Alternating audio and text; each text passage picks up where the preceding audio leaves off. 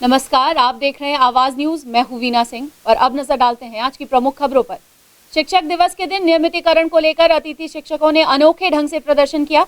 विद्यामितान शिक्षकों ने नियमितीकरण को लेकर सड़क पर भीख मांगकर सरकार के खिलाफ विरोध जताया है। प्रदेश सरकार के द्वारा घोषणा पत्र में शिक्षकों के संविलियन की घोषणा किए जाने के बाद शिक्षक दर दर की ठोकर खाने को मजबूर हैं। सुकमा, बस्तर, कोंडागांव, सरगुजा, बलरामपुर, सूरजपुर, कोरिया सहित पूरे छत्तीसगढ़ के अनुसूचित अंचल में सेवारत विद्यामितान अतिथि शिक्षक जो कि छत्तीसगढ़ के मूल निवासी हैं, इन सभी शिक्षकों को शिक्षक संवर्ग में नियमित करने का वादा छत्तीसगढ़ कांग्रेस सरकार ने अपने घोषणा पत्र में किया है। राज्यपाल के द्वारा इस संदर्भ में राज्य के मुख्य सचिव को पत्राचार भी किया गया है। पिछले 4-5 वर्षों से अभावग्रस्त इलाके में सेवा देने वाले ये शिक्षक आज खुद दर दर की ठोकर खाने को मजबूर हो चुके हैं। पिछले 6 माह से वेतन नहीं मिलने के कारण शिक्षकों का पेट चलाना मुश्किल हो गया है, जिसके कारण विद्यामितान अतिथि शिक्षकों को सरकार की अनदेखी से परेशान होकर नियमितीकरण की भीख मांगने सड़कों पर उतरने को मजबूर होना पड़ा। बेरोजगार हो, अभी छत्तीसगढ़ के सरकार ने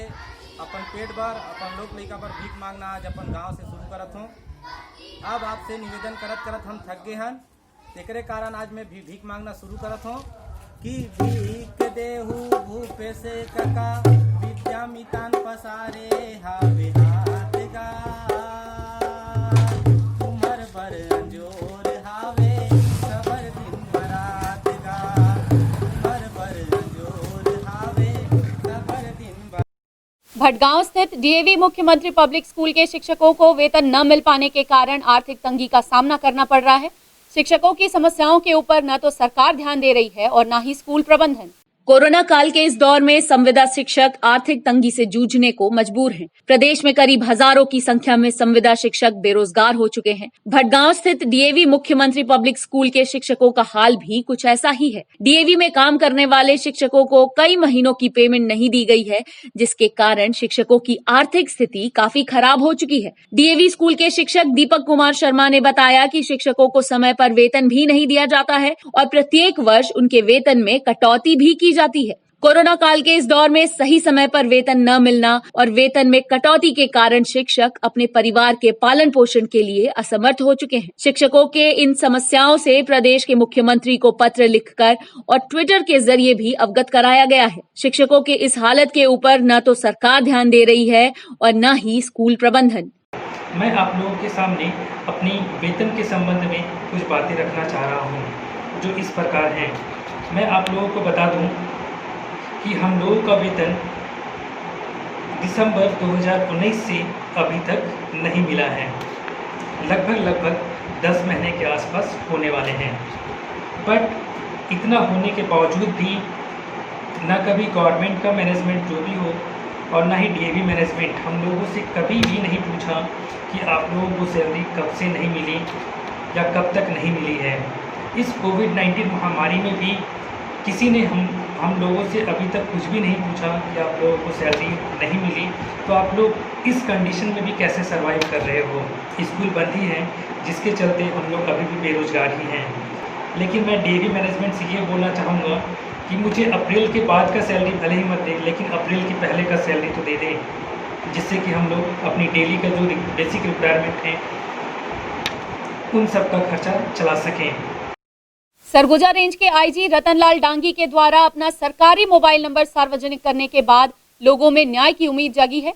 महिला की शिकायत पर आईजी रतनलाल डांगी ने ठगी करने वाले लोगों पर तत्काल एफआईआर करने के निर्देश दिए हैं। सरगुजा रेंज के आईजी रतनलाल डांगी ने जब से अपने विभाग और आम लोगों के लिए अपना सरकारी मोबाइल नंबर सार्वजनिक किया है, तब से विभाग के जरूरतमंदों और आम लोगों की परेशानियां चुटकियों में दूर हो रही हैं। कुछ इसी प्रकार से सूरजपुर थाना अंतर्गत श्रीमती साधना जायसवाल के साथ 3 आरोपियों ने नौकरी दिलाने के नाम पर 4 लाख रुपए की ठगी कर ली थी और नौकरी भी नहीं लगाई थी और न ही पैसे वापस कर रहे थे। पुलिस ने भी शिकायत लेने के बाद कोई भी कार्यवाही नहीं की। इन सब से परेशान होकर पीड़िता ने इसकी जानकारी सरगुजा रेंज के संवेदनशील आईजी रतनलाल डांगी को फोन पर दी। आईजी ने थाने में की गई शिकायत को व्हाट्सएप पर भेजने बोला। जैसे ही शिकायत मिली, फौरन ही पुलिस अधीक्षक को थाना प्रभारी को एफआईआर दर्ज करके रिपोर्ट करने का निर्देश दिया गया। तत्काल एफआईआर दर्ज की गई और इसकी कॉपी पीड़िता को व्हाट्सएप पर ही भेज दी गई, जिसके बाद अब पीड़िता को न्याय मिलने की उम्मीद जाग चुकी है।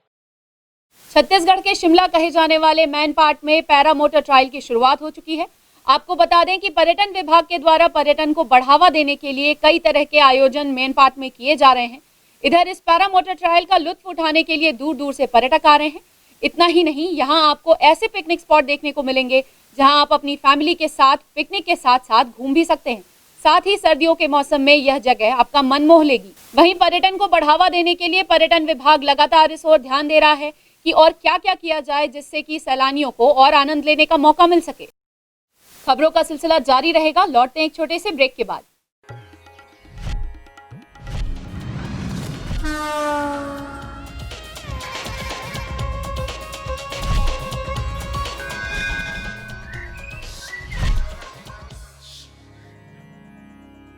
अंबिकापुर में सबसे सस्ते और unlimited high speed internet connection के लिए आज ही संपर्क करें। Vande Mahamaya cable network, Alaknanda complex, प्रथम तल, अग्रसेन चौक, अंबिकापुर, सरगुजा, छत्तीसगढ़। बड़े शहरों के बुटीक की तरह अंबिकापुर में खुल चुका है द लेबल वर्षा बुटीक, जहां आप अपने शहर की फैशन डिजाइनर वर्षा सिंह से डिजाइन करवा सकते हैं अपने पसंदीदा dresses. The label Varsha boutique में आप सिलवा सकते हैं हर छोटे बड़े फंक्शन के लिए सिंपल या designer Indian wear, Indo western या फिर western wear dresses, wedding gowns, casual one pieces, cocktail dresses, skirts, fancy suits, kurtis, jump suit, lehenga आदि हमारे यहाँ आपके मनचाहे डिजाइन और मनपसंद फिटिंग में बनाए जाते हैं। द लेबल वर्षा बुटीक में आपको मिलेंगे high quality designer boutique fabric, साथ ही ऐसे डायबल फैब्रिक जिनको आप मनचाहे कलर्स में डाई करवा सकते हैं। इसके साथ ही पार्टी यूज के लिए क्लच पर्सेस भी हमारे यहाँ मिलते हैं। साथ ही साथ यहाँ आपको मिलेंगे बनारसी एवं बांधनी सूट पीसेस के कई डिजाइन। साड़ियों को कन्वर्ट करके कई तरह के बेसिक और खूबसूरत डिजाइनर ड्रेसेस भी बनवाए जाते हैं। अपने पसंद की ड्रेसेस बनवाने के लिए द लेबल वर्षा बुटीक जरूर आएं। हमारा पता है the label Varsha boutique, Ram Mandir road,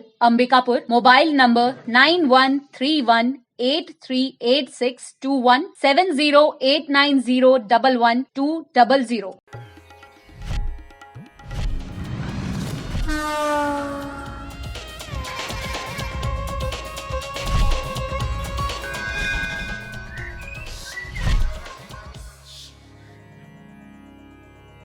break के बाद आपका स्वागत है। बढ़ते हैं अगले खबर की ओर।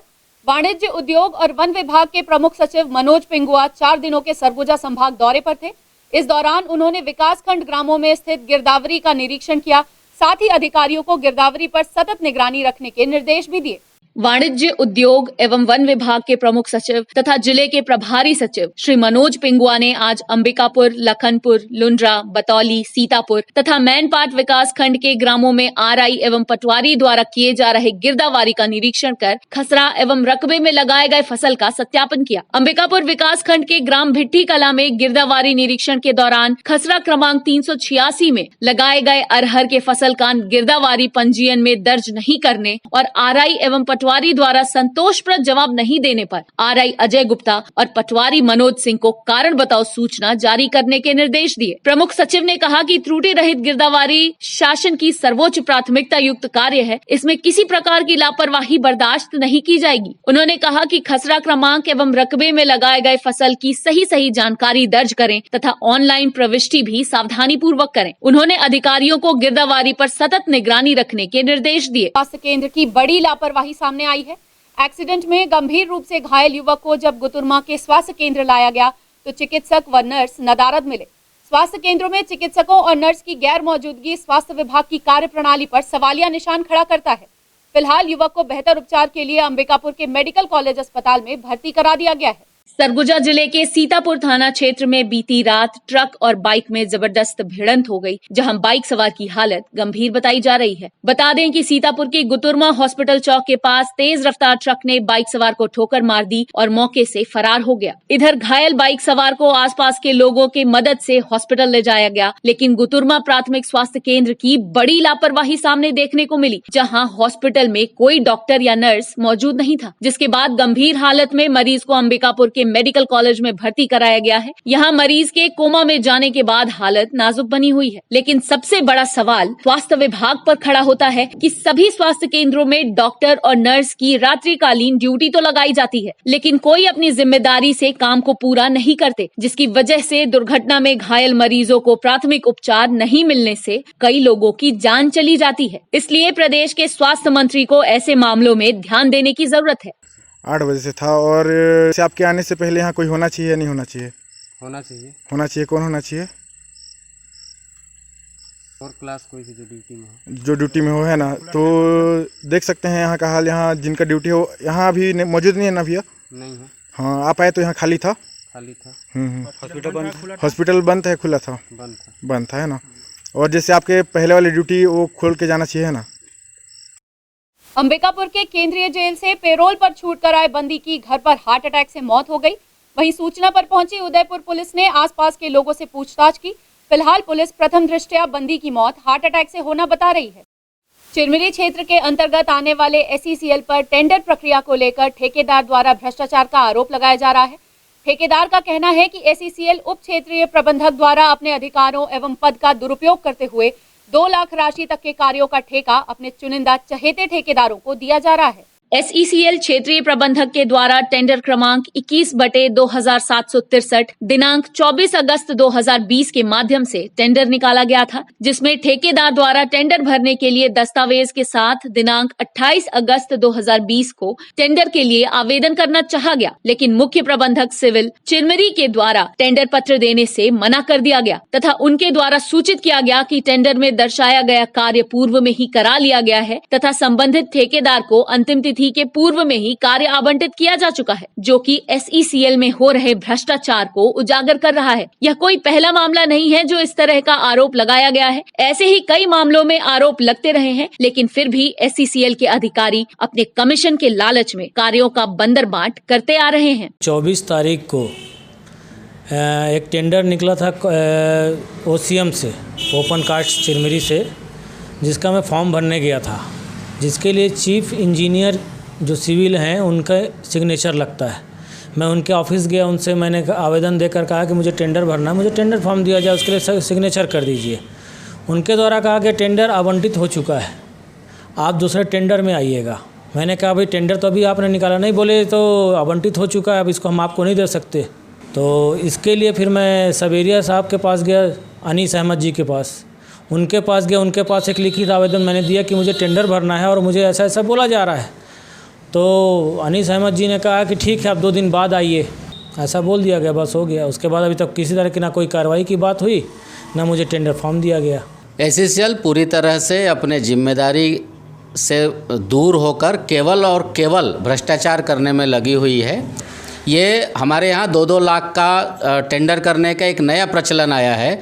इस तमाम नियम कानूनों को दरकिनार करते हुए ये अपने चहेते ठेकेदारों को खुश करके और उनसे लगभग आधा 50% राशि लेने का एक नया नायाब तरीका इन लोगों ने खोज निकाला है। 2 लाख का टेंडर निकालते हैं, 1 लाख ठेकेदार से कुछ काम करवाते हैं 10, 20, 50 हज़ार का, और अधिकारी उसमें से 1 लाख शुद्ध रूप से ले लेता है। तो न केवल चिरमिरी OCP का बल्कि चिरमिरी SECL का भी यही उदाहरण है।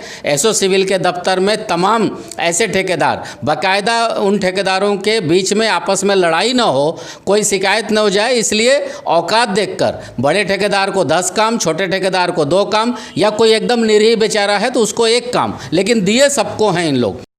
बुलेटिन में फिलहाल सिर्फ इतना ही। शहर से जुड़ी खबरों के लिए देखते रहिए आवाज न्यूज। इस न्यूज के स्पॉन्सर हैं VM इंटरनेट, अलकनंदा कॉम्प्लेक्स, प्रथम तल, अग्रसेन चौक, अंबिकापुर, सरगुजा, छत्तीसगढ़।